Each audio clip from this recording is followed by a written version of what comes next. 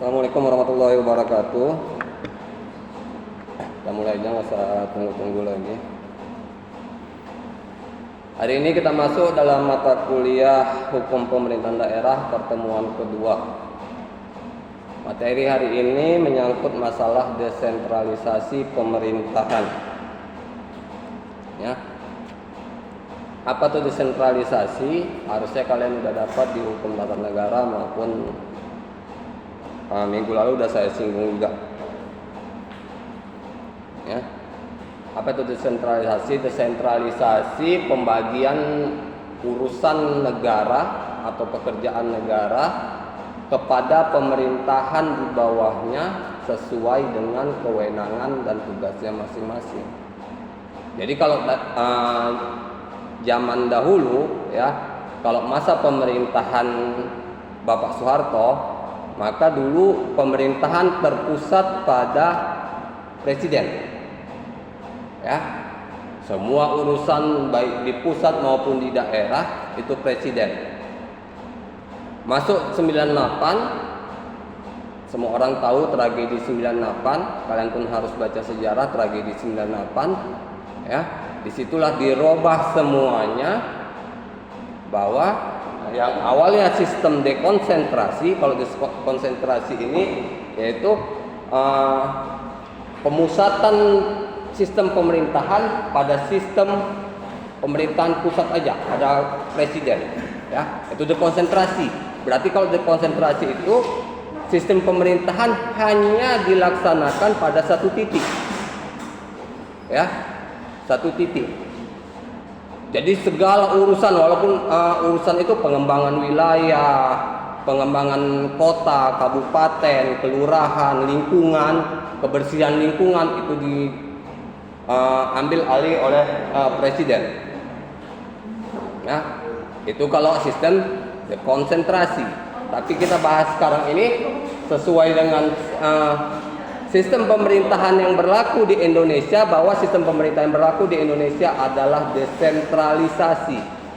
Desentralisasi berarti penyebaran, pembagian kekuasaan pemerintahan, pekerjaan pemerintahan kepada daerah sesuai dengan kewenangan. Ya. Apa pekerjaannya, apa yang bisa dibagi dan tidak bisa, itu sudah saya jelaskan pada pertemuan sebelumnya. Ya.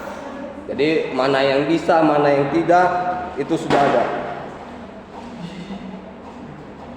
Ya, jadi program desentralisasi di Indonesia menyangkut permasalahan, yaitu yang pertama, metode untuk penyebaran pemerintahan kepada semua daerah. Jadi sini untuk penyebaran pemerintahan, sistem pemerintahan, karena sistem pemerintahan itu bukan hanya ada di pusat, bukan hanya ada di presiden. Paling kecil seperti yang saya bilang itu adalah Kepling. Kepling termasuk dalam sistem pemerintahan Indonesia yang diakui.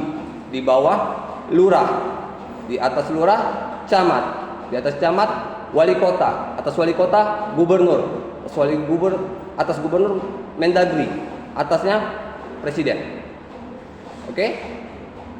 Jadi kalau di sistem pemerintahan desentralisasi dalam sistem Indonesia itu disebar mana program-program kerja pemerintahan yang hanya bisa dilaksanakan oleh pemerintahan daerah. Itu menyangkut masalah kesejahteraan masyarakat, pengembangan kota, pengembangan wilayah, transportasi, dan pengendalian lingkungan. Ya. Jadi pengelolaan taman misalnya, nggak mungkin lagi urusan presiden, ya. Mana bisa presiden ngurusi taman seluruh Indonesia, dari ujung Sabang sampai Merauke. Ya, perumahan rakyat nggak mungkin presiden menangani perumahan rakyat dari Sabang sampai Merauke. Berapa ada kelompok masyarakat, berapa suku adat masyarakat yang ada di Indonesia, ya. Lain sukunya, lain aturan, lain kemauannya. Ya. Karena kita tidak bisa memaksakan hukum kepada masyarakat adat. Ya. Indonesia tidak bisa memaksakan hukum harus dilaksanakan oleh masyarakat adat. Negara Indonesia membebaskan untuk masyarakat adat dalam melaksanakan hukumnya di wilayah adatnya, selama tidak bertentangan dengan ketentuan undang-undang dan Pancasila, undang-undang dasar dan Pancasila. Itu dasar hukum dan dasar negara kita. Ya. Jadi selama tidak bertentangan boleh. Ya, kalau kalian yang mungkin orang-orang adat, kalian yang memiliki marga di belakang nama kalian pasti kalian mengerti. Tapi kalau kalian yang tidak memiliki marga pasti bingung. Ya kan? Itu di masyarakat adat ada semua. Kebanyakan memang masyarakat adat kalau di masyarakat ini ikut kepada aturan agamanya. Ya. Dia lebih ikut kepada aturan agamanya. Ya. Batak misalnya, mohon maaf yang masyarakat adat Batak misalnya lebih kental kepada ke Kristen. Ya. Bukan nggak ada Batak Islam. Saya nggak menghakimi menjudge bahwa Batak itu harus Kristen, enggak. Tapi mayoritas mereka adalah Kristen. Ya, sama kalau misalnya masyarakat Bali itu mayoritas adalah Hindu. Ya, kita nggak bisa paksakan hukum di Bali yang bertentangan dengan hukum Hindu mereka. Ya, apa itu kremasi? Ya, kita hanya bisa mengasih saran. Kalau dulu kremasi misalnya menggunakan kayu yang dapat merusak hutan, maka sekarang bisa dilakukan dengan gas maupun oven. Ya, kalian kalau lihat YouTube proses kremasi di Bali itu ada. Nah, itu bagaimana diserahkan kepada daerah masing-masing. Ya. Ada juga yang kedua itu metode untuk mengakomodasi perbedaan regional. Ya. Jadi ada banyak wilayah negara dan daerah di Indonesia pasti ada perbedaan. Ya. Kalau kalian mungkin sering nonton video-video pendek misalnya, ada beberapa cakap yang menurut kita baik di daerah lain tidak. Ya. Makanya saya selalu sarankan kepada mahasiswa saya, kalau kalian alhamdulillah lulus PNS, yang pertama kali kalian jumpai adalah kepala adat. Jangan sok hebat kalian. Mentang-mentang kalian PNS sok-sokan. Ya. Kalian sok-sokan berbuat salah, kalian diadili secara adat. Baru diserahkan ke polisi. Bukan langsung ke polisi, adili dulu secara adat. Makanya kalau kalian lulus PNS, rezeki kalian lulus PNS, ditempatkan di daerah, temui dulu kepala suku adat. Bilang, Pak, saya pendatang. Mohon maaf, saya nggak tahu aturan di sini. Kalau ada salah, tolong jangan dihakimi, tapi dinasehati. Itu lebih sopan. Kita merendah. Ya. Jangan mentang-mentang PNS tuh kan, udah lulus PNS, udah dapat SK, udah penempatan, sok-sokan. Ya. Selama ini tinggal di kota, tiba-tiba ditempatkan ke daerah. Ya. Daerah bukan semuanya bersahabat. Kalau kalian tiba-tiba ditempatkan ke daerah Papua misalnya, ya, jangan sampai kalian ulang nama. Ya. Karena di sana nggak suka lenyap. Berbuat baik, karena di sana masih juga ada OPM, Operasi Papua Merdeka. Ya. Berapa saudara-saudara kita, TNI kita yang gugur di sana? Nggak sedikit. Ya. Makanya ada pepatah atau prinsip mengatakan, di mana kita berada, maka disitulah hukum yang berlaku, bukan hukum yang kita bawa. Ya. Misal, ya, misal kalian Islam, ya. Ini saya contohkan aja, kalian Islam, tiba-tiba kalian lulus PNS ditempatkan ke daerah mayoritas Kristen, atau bahkan masjid. Kalau kalian harus sholat ke masjid ataupun ke musola, kalian harus ke kota. Kalian nggak bisa tunjukkan agama kalian di situ. Kita nasional aja, kalaupun kalian mau ibadah ke masjid, kalian bisa tanya sama ketua apanya, orang tuanya. Ya, semua ada etika, ada proses yang kita lalui nanti. Kita nggak tahu kedepannya kalian jadi apa. Alhamdulillah lulus PNS, kalian bawa nama kampus ini, ya kan? Yang selalu saya ingatkan, kalian sukses bawa nama kampus ini. Tapi kalau kalian bermasalah, jangan pernah bawa nama kampus ini. Itu yang saya bilang. Saya selalu ingatkan kepada mahasiswa saya, itu aja. Sukses kalian di luar. Oh, saya alumni Universitas Deli Sumatera tahun sekian, saya masuk tahun sekian, nggak apa-apa. Ya, hitung-hitung sebagai promosi kampus ini, ke depannya makin ramai lagi, makin besar lagi. Tapi kalau kalian misalnya maaf kata, amit-amit kalian ketangkap KPK atau apa, jangan pernah sebut. Kalian tamatan mana? Salah satu kampus di Medan, udah selesai. Mana itu? Nggak mau saya kasih tahu. Pokoknya salah satu kampus di Medan, selesai. Mereka boleh cari di Medan ini kampus mana. Ya.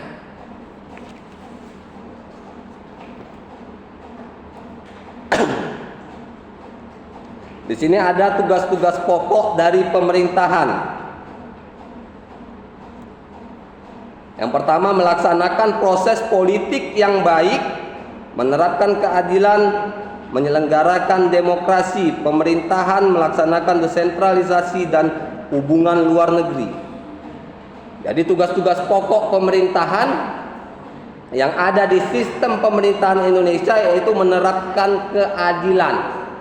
Keadilan berdasarkan prinsip undang-undang, ya, bukan prinsip dari individu.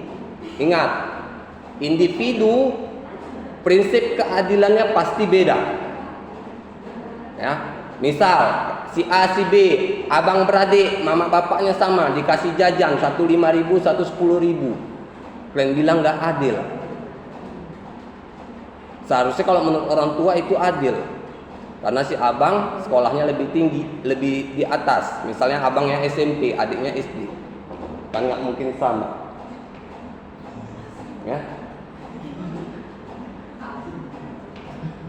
Jadi harus ada penyesuaian. Lalu ada penyelenggaraan demokrasi.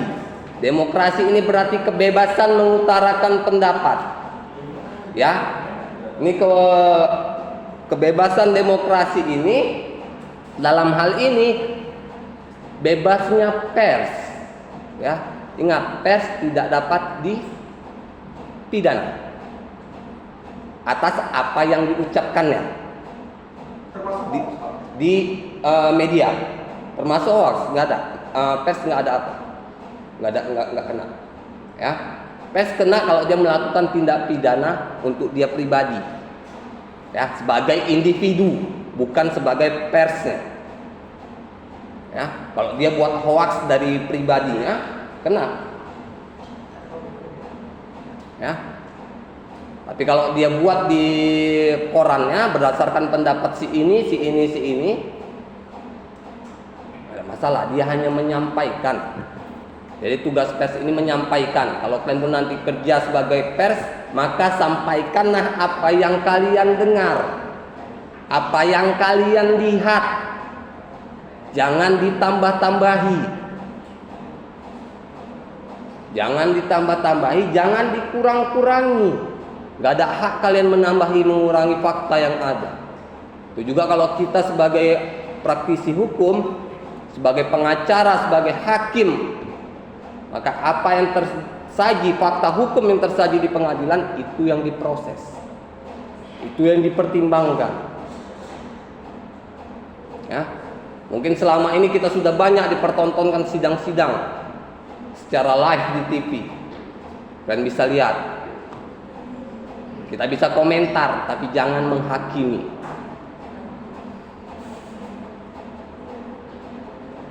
Selanjutnya ada menyelenggarakan pemerintahan. Ya. Jadi program desentralisasi ini lebih kepada menyelenggarakan pemerintahan dengan sebaik-baiknya. Ya. Bagaimana pemerintahan pusat, di pusat itu jalan, di daerah juga jalan.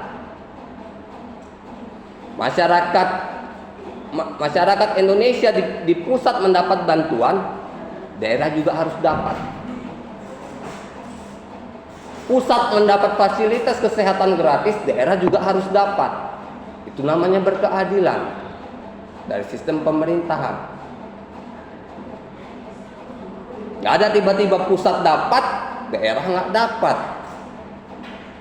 Tapi besarnya pendapatan daerah dan pusat itu pasti berbeda-beda. Sama seperti saya tadi bilang, pendapatan anak pertama dan kedua. Bukan karena pengecualian, karena kebutuhan setiap daerah itu pasti berbeda. Ya kan? Nggak mungkin kebutuhan kita di Kota Medan ini, ya Kota Medan, pemerintahan Kota Medan sama dengan yang misalnya ada di Bali, yang lalu lalang orang dari luar negeri. Nggak mungkin sama. Mereka membutuhkan mungkin fasilitas kesehatan yang ketat di sana, karena keluar masuknya orang dari luar negeri. Proses pemeriksaan data imigrasi yang ketat di sana. Di sini kan jarang-jarang kita lihat bule ada di Kota Medan.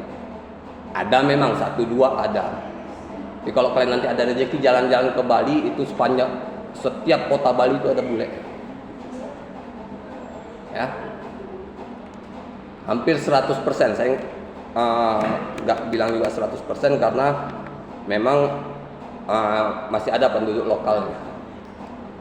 Tapi hampir 100% di wilayah Bali itu ada mereka.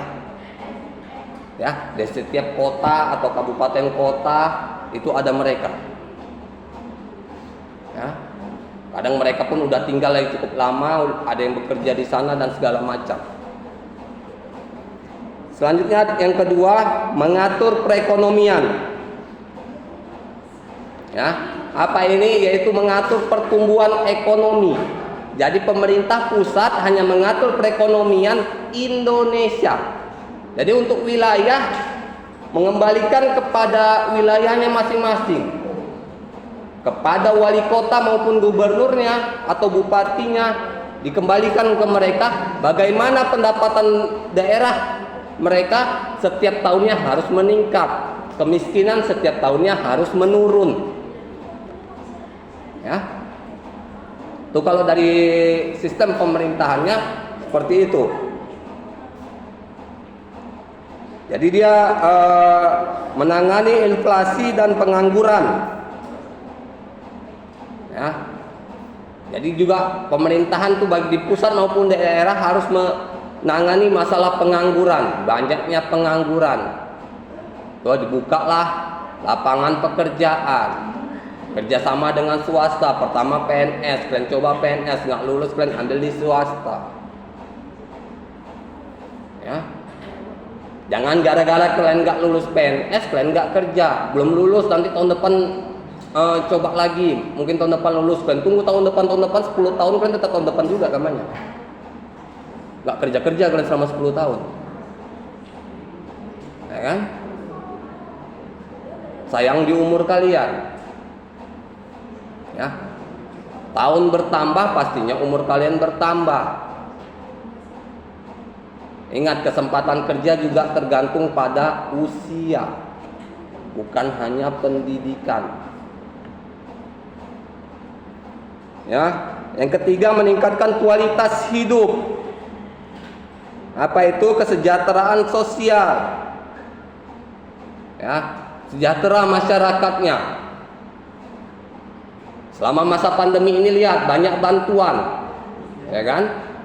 Bantuan COVID, bantuan makanan, uang tunai. Masuk mungkin ke enggak ke kalian langsung. Ada kartu prakerja untuk mereka yang mencari kerja. Ya. Kalau untuk pelajar ada KIP, Kartu Indonesia Pintar. Itu setiap semester ya, saya lupa, semester berapa bulan itu pasti dapat. Dimudahkan sekarang. Diberi. Udah kalian misalnya sekolahnya di negeri, uang sekolahnya gratis, ya kan? Dapat lagi KIP. Kan? Dimudahkan, berarti kalian istilahnya mana ya, sekolah sama sekali nggak keluar dana, uang sekolah gratis, kalian dapat uang dari KIP untuk kebutuhan kalian, beli buku, beli tas, beli ini, beli itu, beli baju segala macam, ya kan? Cuman gimana kita ngelolanya? Kebanyakan mereka yang dapat KIP itu satu hari habis. Dibelanjakan orang tuanya, ya. Hati-hati. Kita kalau misalnya punya adik yang dapat KIP misalnya, ambil uangnya, berikan dulu kebutuhan dia. Kalau ada lebih baru bisa kita pakai. Kebutuhan dia selama 1 semester, selama 6 bulan, apa? Misalnya buku 2 lusin. Belikan buku 2 lusin, pulpen 2 kotak, belikan. Penggaris 1 lusin, belikan. Dapat semua kebutuhan dia, baru kalau mau dipakai silakan. Sama kalau kalian misalnya dapat KIP, misalnya, kalian mahasiswa KIP, kalian dapat KIP. Apa yang kalian lakukan dengan uang kalian? Pertama, lunaskan dulu uang kuliah kalian. Ya, yang kedua, apa yang kalian butuhkan selama kuliah? Kira-kira apa? Misalnya kertas binder, kalian belilah 2 bungkus misalnya. Pulpennya kalian beli 2 kotak. Jadi jangan nanti tiba-tiba uangnya habis, ya kan? Kalian mau pergi kuliah pun udah nggak ada pulpen, misalnya nggak ada buku, nggak ada apa segala macem. Jadinya nggak kuliah. Nah, jadi kalian harus benar-benar bisa memanajemen diri kalian sendiri.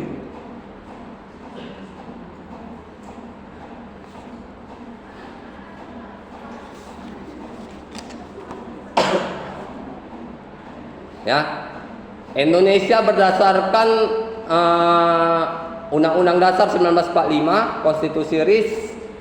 Undang-Undang Dasar 1945 berdasarkan sistem presidensial, Konstitusi RIS 1949 itu berdasarkan sistem parlementer, Undang-Undang Dasar sementara 1950 itu kembali ke Undang-Undang Dasar 1945, dan selanjutnya Undang-Undang Dasar 1945 periode 1, 2, 3, 4, 2001, 2002, 2003, 2004 itu telah menyepakati bahwa pada akhirnya negara Indonesia adalah negara kesatuan Republik Indonesia. Jadi berdasarkan sistem kesatuan.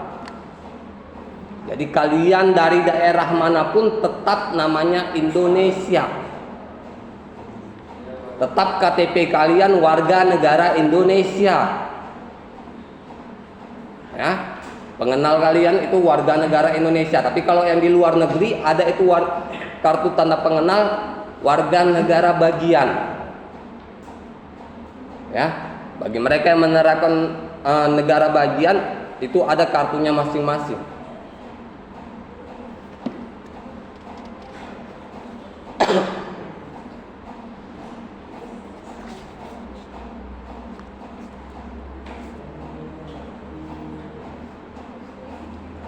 Ya, dari sudut politik, sistem pemerintahan yang dibuat berdasarkan pada satu titik saja, pada satu pihak saja, dikhawatirkan akan menimbulkan tirani.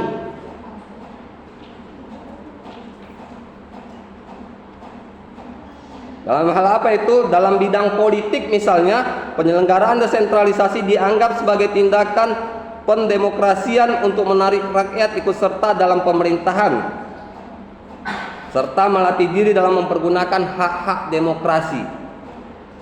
Ya, jadi di sini secara tidak langsung masyarakat Indonesia dipaksa untuk ikut serta dalam demokrasi dari pemilihan umumnya. Ya, memang kalau kita sudah 17 tahun sudah keluar KTP, kalian wajib. Tahun depan itu pemilihan, saya bilang. Pemilihan anggota calon legislatif maupun maupun presiden. Ya.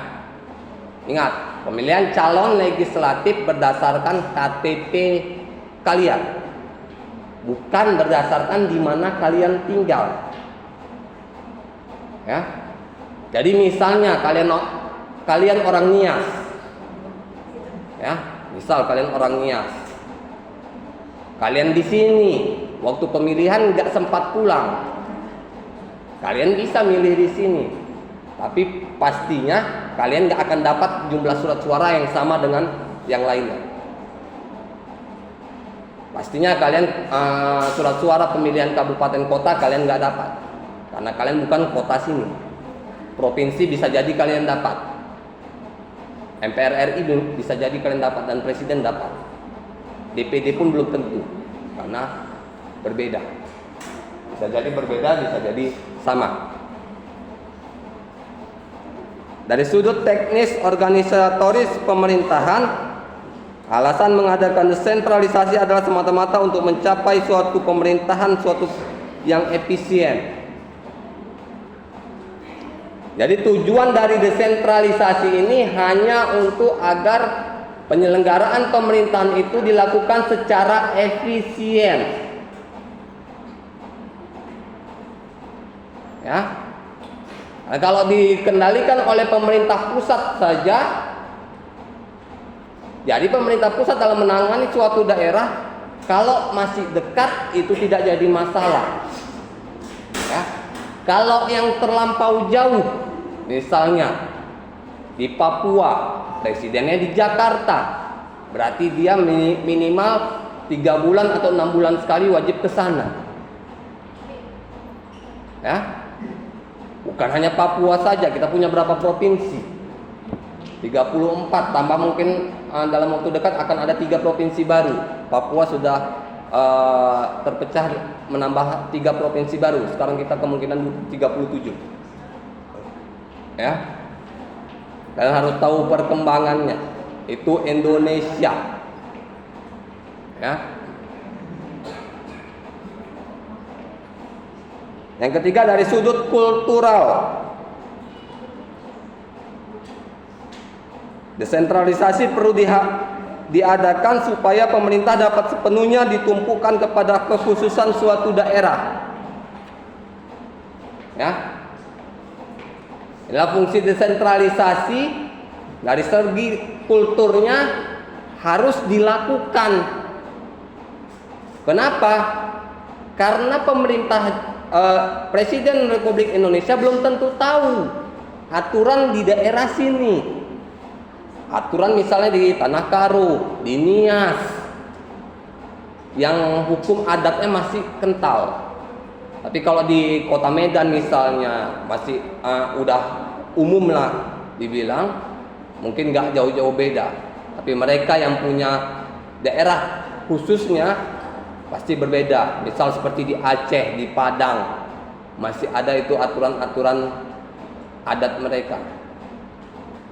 Bahkan di Aceh, seperti pernah saya sampaikan juga, diberlakukan hukuman cambuk. Kalian boleh lihat videonya. Memang betulan dicambuk, perempuan pun dicambuk. Ya. Kenapa? Kalau kalian jalan-jalan di Aceh yang perempuan tidak pakai jilbab. Jadi walaupun Kristen harus tutup kepala. Wajib. Yang kedua, kalian jalan dengan laki-laki yang bukan muhrim kalian di malam hari, itu kalian langsung diadili. Bukan bukan pengadilan negara, tapi pengadilan adat. Itulah daerah kekhususan, ada aturan-aturan khususnya. Ya, yang kita misalnya kita orang Medan yang nggak tahu aturan itu, tapi kita misalnya kerja di sana, kita harus tahu aturan itu. Ya, cari tahu, harus tahu kalian aturan di situ. Jam malamnya sampai jam berapa, harus tahu. Semua harus tahu. Di mana kita ditempatkan, maka hukum yang berlaku di situ adalah hukum bagi kita, bukan hukum Indonesia. Kecuali memang kayak di kota Medan, nggak ada hukum adatnya, ya kan? Kalian masuk dari sini, dari manapun kalian berasal, kalian masuk ke kota Medan, nggak ada hukum adat yang berlaku keras di wilayah sini, wilayah kota Medan. Ya, jadi kalau kalian jalan-jalan misalnya ke Brastagi, nah itu udah hukum adat Bataknya di sana lebih keras. Ya.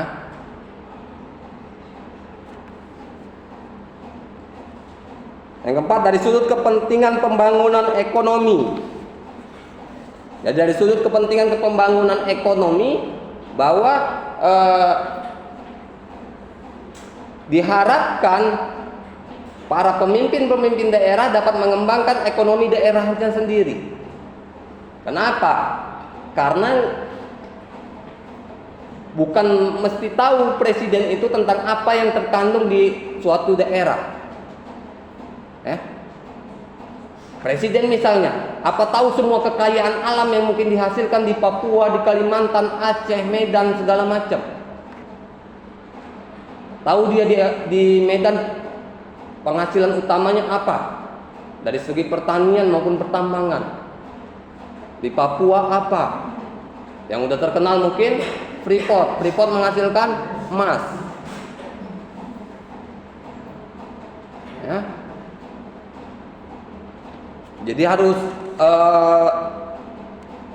apapun yang terdapat di kekayaan alam, apapun yang terdapat di wilayah negara itu, maka presiden harus tahu secara tidak langsung, bukan secara langsung. Secara langsung dia nggak mesti tahu, karena nggak mungkin dia datangi wilayah satu-satu kalau secara langsung. Tapi secara tidak langsung dia bisa berkoordinasi kepada gubernur, wali kota, ataupun stakeholder yang ada di daerah-daerah.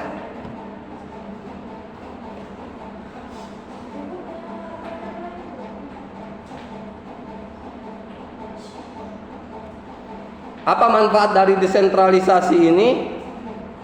Yang pertama, efisiensi dan efektivitas pelaksanaan tugas pemerintahan. Apa itu efisiensi? Melalui pendelegasian wewenang dan tugas pemerintahan dan pembangunan. Nah, jadi dari segi efisiensinya didelegasikan tentang wewenang dan tugas pemerintahan dan pembangunan. Ya, mana tugas pemerintah pusat dalam pembangunan suatu daerah, mana yang menjadi kewenangan pemerintah daerahnya masing-masing, gubernur maupun wali kotanya. Tetap presiden juga harus membangun, tapi tidak secara langsung. Paling kalau misalnya seperti ini, kalau misalnya udah dibangun gubernur, dirasa masih ada kurang, maka presiden bisa mengasihkan pendapat. Ada baiknya diginikan, ya, diberikan pendapat. Ingat, saya selalu mengatakan untuk dalam suatu forum kita harus memberikan pendapat, bukan menyalahkan pendapat orang lain. Ya. Dari segi efektivitas, bahwa desentralisasi sebagai ujung tombak pemerintahan. Apa itu? Akan bekerjanya aparat-aparat pemerintahan yang ada di setiap wilayah negara. Ya. Apa misalnya dari segi pendidikan, terpenuhinya kebutuhan guru, Dari segi kesehatan, terpenuhinya kebutuhan kesehatan, dan jika terpenuhinya ini pun harus dilihat berjalan enggak. Ya. Yang ditempatkan ini berjalan enggak?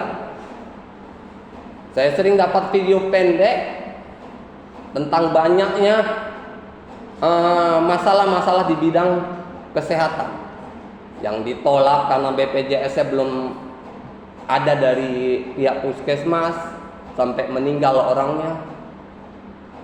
Ya, saya lupa itu daerah mana. Dia lagi hamil dalam posisi kritis, dibawa ke rumah sakit daerah, tapi belum ada rujukan dari puskesmas, jadi ditolak, akhirnya meninggal. Jadi kalau kalian nanti kerja dimanapun, kalau kalian berhadapan dengan orang atau masyarakat, utamakan sisi kemanusiaan, bukan peraturan. Ya, apalagi kalian misalnya kerja di tempat-tempat yang berhubungan langsung dengan kebutuhan dasar masyarakat. Misalnya kalian admin di rumah sakit, bagian pendaftaran di rumah sakit. Jangan persulit orang yang sudah kritis. Ya, hati-hati. Yang kedua, memungkinkan melakukan inovasi. Jadi dengan sistem desentralisasi ini dimungkinkan untuk melakukan inovasi. Inovasi apa? Dalam penyelenggaraan pemerintahan tidak semerta-merta harus sesuai dengan peraturan yang berlaku. Boleh dilakukan dengan hal-hal yang baru, tapi dengan catatan tidak boleh bertentangan dengan peraturan perundang-undangan yang ada di atasnya. Saya sudah jelaskan masalah hierarki perundang-undangan minggu lalu. Gak boleh bertentangan. Kalau misalnya kalian jadi anggota legislatif, kalian nyalek jadi anggota legislatif, duduk, kalian harus membuat suatu peraturan perundang-undangan tidak boleh bertentangan dengan yang di atasnya. Ya. Kalian melakukan kegiatan, kebijakan tidak boleh bertentangan. Jadi harus kalian meneruskan, bukan membuat suatu peraturan perundang-undangan yang baru. Yang ketiga, meningkatkan motivasi moral, komitmen, dan produktivitas. Jadi dengan sistem desentralisasi ini dapat meningkatkan motivasi moral. Jadi masyarakat merasa dihargai dengan dilibatkan dalam urusan pemerintahan. Ya. Dengan masyarakat dilibatkan dalam urusan pemerintahan, maka produktivitas akan semakin meningkat. Karena apa? Karena memang masyarakat yang tahu tentang apa yang ada di daerahnya, bukan orang lain. Ya. Sehebat apapun orang itu, pendidikannya setinggi apapun, kalau disuruh membangun daerah orang lain, pasti dia belajar dulu, mempelajari apa yang ada di daerah itu, apa yang bisa dihasilkan daerah itu. Tapi kalau serendah-rendahnya kita, misalnya kita tamatan SMA atau S1, lebih hebat kalian daripada mungkin profesor yang ditempatkan untuk membangun daerah itu, daerah kalian, daerah tempat tinggal kalian. Nah, kalau tempat tinggal kalian, kalian yang tahu, kalian yang ngerti. Ya, apa yang dihasilkan dari daerah kalian, dari hasil itu bisa diapakan, bisa jadi apa, ya, bisa menghasilkan uangnya gimana, ya. Kalau sehebat-hebatnya seseorang, maka harus ingat kampung halamannya. Ya. Udah jadi orang hebat kalian, Udah jadi orang besar kalian, ingat kampung halaman. Kalian bantu, apalagi di situ masih ada orang tua kalian, keluarga kalian misalnya. Jangan kalian putus komunikasi dengan mereka. Harusnya kita bisa belajar dari pesepak bola Sadio Mane. Hebat dia segala macam. Ya, gajinya mungkin udah triliunan, tapi HP-nya retak nggak diganti-ganti. Ya, HP-nya retak nggak diganti-ganti. Apa mereknya? iPhone segala macam? Enggak, merek biasa. Kalian boleh cek. Kenapa? Karena dipikirnya daripada uangnya untuk dirinya, lebih bagus bangun daerahnya. Daerahnya yang dulu nggak ada sekolah, nggak ada tempat kesehatan, sekarang ada rumah sakit, ada sekolah segala macam. Dia dibangunnya daerahnya. Begitu kali juga kalian jadi misalnya jadi hakim yang hebat, jaksa yang hebat. Ingat di mana kalian dilahirkan. Ingat di mana kampung halaman orang tua kalian, itu yang kalian bangun, bukan tempat kalian tinggal. Kecuali kalian tinggal di pemerintahan. Ya, kalian kerja di pemerintahan daerah. Ya, kerjaan kalian memang membangun, merencanakan pembangunan daerah itu. Nggak mungkin pula itu kalian nggak kerjakan, ya kan? Bisa dipecat kalian.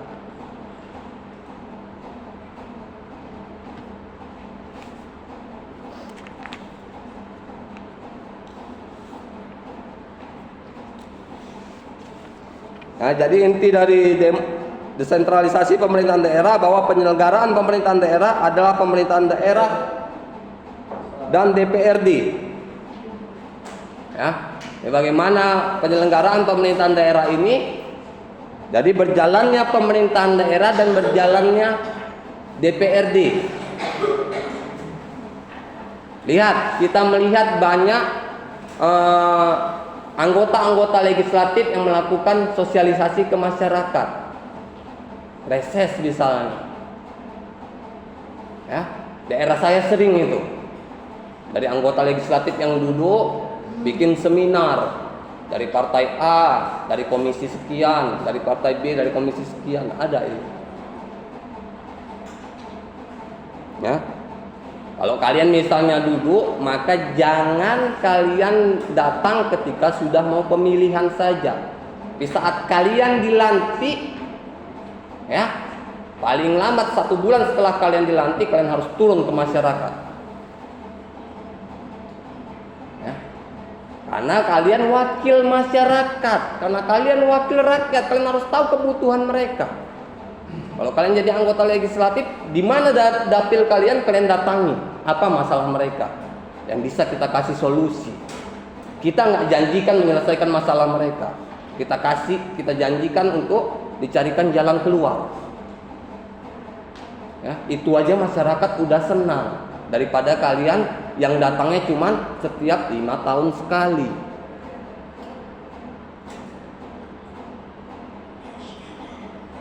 Ya, jadi pemerintahan provinsi, kabupaten, dan kota dapat mengatur mengurus urusan sendiri menurut asas otonomi dan tugas pembantuan sesuai ketentuan pasal 18 ayat 2 Undang-Undang Dasar 1945 dan pasal 19 ayat 2 Undang-Undang Nomor 32 Tahun 2004 tentang pemerintahan daerah. Nah, jadi daerah itu dapat melakukan urusannya sendiri, enggak lagi berdasarkan persetujuan pemerintah pusat seperti pada masa lalu. Kalau masa lalu harus ada persetujuan dari presiden. Ya, pemerintahan Soeharto misalnya melakukan apapun harus ada persetujuan dari pemerintah Soeharto. Ini bebas. Tapi walaupun bebas sebebas-bebasnya, kalau kalian jadi wakil rakyat, jangan kalian jadi kebablasan. Ya, udah bebas kalian suka-suka aja, nge-open sama masyarakat, mencari keuntungan aja, memikirkan untuk mengembalikan dana kampanye. Kalau tujuan kalian caleg duduk sebagai anggota legislatif, kalian hanya memikirkan untuk mengembalikan dana kampanye, maka nggak usah kalian nyalek.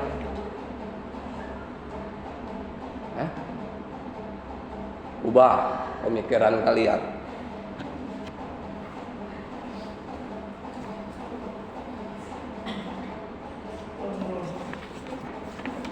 Selanjutnya ada prototipe desentralisasi pemerintahan dalam konsep politik terkait perencanaan pemerintahan daerah. Apa dasar hukumnya? Yang pertama, pasal 1 ayat 1 Undang-Undang Dasar, bahwa Indonesia adalah negara kesatuan yang berbentuk republik. Ini yang tadi saya bilang di awal, bahwa Indonesia itu adalah negara kesatuan dalam bentuk republik. Jadi walaupun kita dimanapun wilayah Indonesia ini, beda pulau, beda provinsi misalnya, beda kota, tetap kita Indonesia. Tetap dimanapun berlaku KTP Indonesia. Kalau kalian buat paspor tetap Indonesia judulnya, nggak ada judulnya wilayah daerah kalian. Ya, nggak ada kalian bikin paspor misalnya paspor kota Medan, nggak ada. Kota Tebing Tinggi misalnya, nggak ada. Penerbit mungkin iya, tapi tetap paspor Republik Indonesia, Negara Kesatuan Republik Indonesia.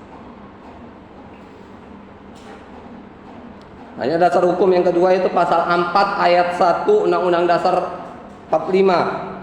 Apa itu? Bahwa presiden memegang kekuasaan pemerintahan. Ya, di sini presiden memegang penuh kekuasaan pemerintahan. Jadi presidenlah yang berhak membagi kekuasaan itu kepada daerah-daerah, kepada provinsi, kepada gubernur, bupati, wali kota. Ya. Mana yang bisa dilakukan? Selanjutnya pasal 25A. Negara Kesatuan Republik Indonesia adalah sebuah negara kepulauan berciri Nusantara dengan wilayah yang batas-batas dan hak-haknya ditetapkan dalam undang-undang. Jadi di sini bahwa Negara Kesatuan Republik Indonesia adalah negara yang berciri dengan Nusantara, karena kita adanya banyak pulau-pulau. Ya. Kita dipisahkan dengan daerah lain itu berdasarkan pulaunya. Ada laut. Misalnya kalian naik bus mau ke Jakarta atau ke Jawa, pasti bus kalian naik kapal dulu.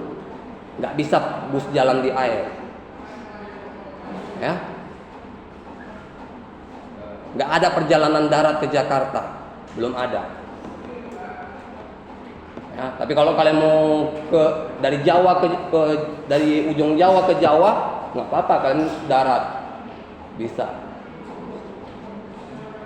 Ya, kalau dari Jawa kalian misalnya mau ke Papua, nyebrang lagi, karena udah beda provinsi. Kalian mau ke Sulawesi, Kalimantan, nyebrang.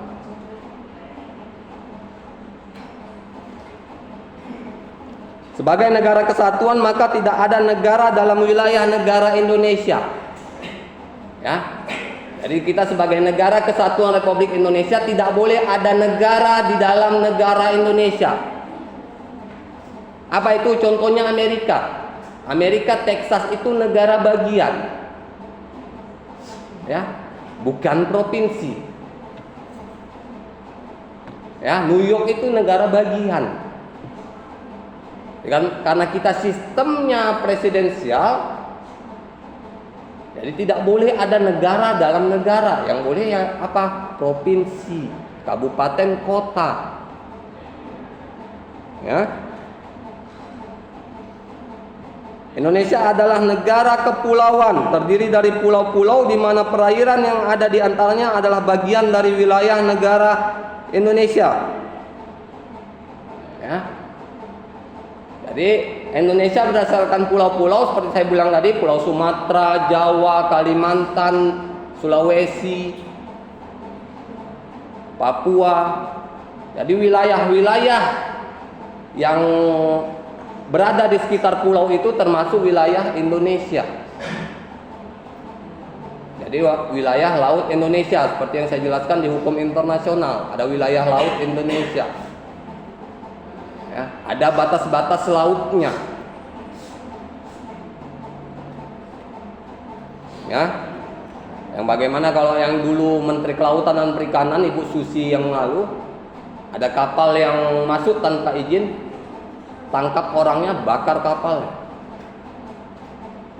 Memang seharusnya itu dilakukan pemerintah Indonesia supaya kapal-kapal dari asing yang tidak punya izin mengambil kekayaan alam Indonesia termasuk ikan itu jerah.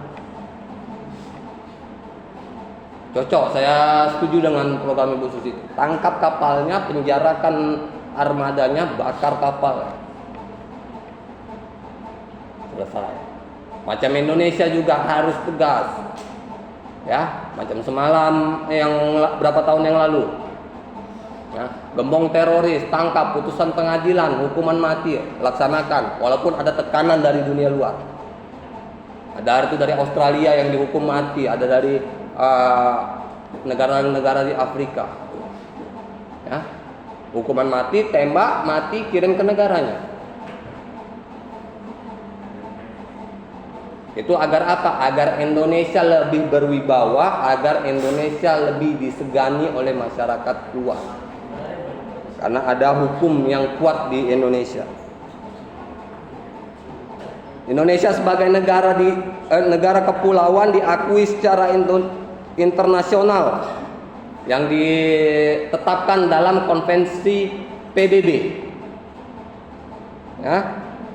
Jadi konvensi PBB telah ditetapkan wilayah-wilayah negara Indonesia itu berbentuk kepulauan, pulau-pulau.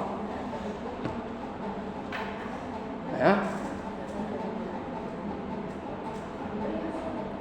Pengalaman sejarah, gejolak politik dan berbagai dimensi yang meliputi penerapan desentralisasi pemerintahan sejak merdeka hingga sekarang. Jadi bagaimanapun jalannya pemerintahan kita sekarang itu berdasarkan pengalaman sejarah pada masa lalu. Ya. Kalau kita melupakan, jangan sampai kita melupakan sejarah pahlawan nasional. Jangan sampai, karena kalau nggak ada mereka, nggak ada kita yang sekarang. Ya. Nggak ada pahlawan nasional, belum tentu ada kita yang sekarang. Belum tentu kita punya rumah. Ya, Belanda masih ada di sini, Jepang masih ada di sini. Kan? Jadi jangan pernah lupakan sejarah. Saya nggak tahu gimana materi pelajaran di SMA. Saya selalu udah bilang juga sama kalian, ya, terutama SMP saya lihat ada pula bukunya, bukan lagi kalau saya dulu ya, pendidikan bahasa Indonesia, bahasa Inggris, matematika, pendidikan geografi segala macam, ya kan? Kalian mengalami buku itu? Enggak, kalian berarti mengalami buku pendidikan keterampilan, pendidikan berbudaya. Yang saya heran, pendidikan keterampilan di dalamnya ada bahasa Indonesia, bahasa Inggris, agama, segala macam ada di dalamnya. Itu makanya selalu saya bilang, jangan salahkan kalau masyarakat Indonesia atau pelajar Indonesia nggak hafal Pancasila, nggak hafal pembukaan Undang-Undang Dasar. Saya selalu tanyakan sama kalian waktu kita jumpa di semester 1, jumpa di semester 2, harusnya itu luar kepala kalian. Nah, kalau pembukaan Undang-Undang Dasar, kalau kalian ikut upacara setiap hari Senin, itu kalian berarti 12 tahun kalian mengulang itu. Kalau nggak lengket di otak kalian, periksa otak kalian. Ya, 12 tahun setiap Senin, kecuali kalau kalian kena homeschooling waktu pandemi, oke, kena 3 tahun, berarti kalian 9 tahun mengulang, nggak juga ingat. Harusnya luar kepala. Saya nggak menyalahkan kalian, mungkin pendidikan setiap daerah itu berbeda-beda. Ya. Ini ada semangat dan tantangan penerapan pemerintahan daerah sesuai konstitusi. Ya. Bagaimana semangat dan tantangan dalam penerapan pemerintahan Indonesia? Pemerintahan daerah di Indonesia itu berdasarkan konstitusi. Jadi wilayah daerah manapun harus sesuai dengan undang-undang dasar, harus sesuai dengan Pancasila. Ya. Jadi kalau saya bilang, kalau kalian ngelihat peraturan daerah misalnya, peraturan wali kota, peraturan gubernur, ya, itu selalu ada konsideran di atasnya. Undang-undang apapun itu selalu ada konsideran di atasnya. Konsideran itu adalah menimbang, memperhatikan, memutuskan. Lihat di situ ada Pancasila dan undang-undang dasar. Kenapa kita nggak mau tahu masalah Pancasila? Kita orang hukum. Ya, kalian di sini semua mahasiswa hukum. Ya. Kalian nanti jadi pengacara nggak tahu Pancasila, nggak tahu undang-undang dasar, berarti kalian sendiri yang malu. Ya, gimana kalian mau berdebat dengan misalnya dengan jaksa? Gimana kalian mau berdebat dengan hakim kalau kalian nggak punya dasarnya?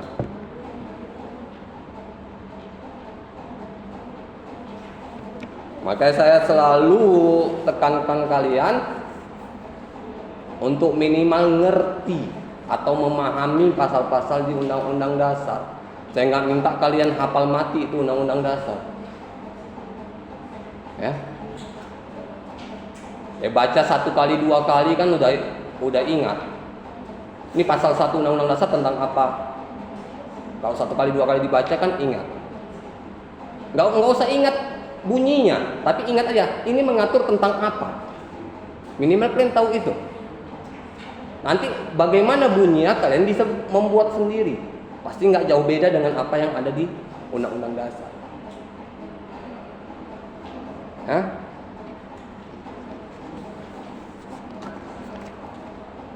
Jadi inilah materi kita pada hari ini dengan judul desentralisasi pemerintahan.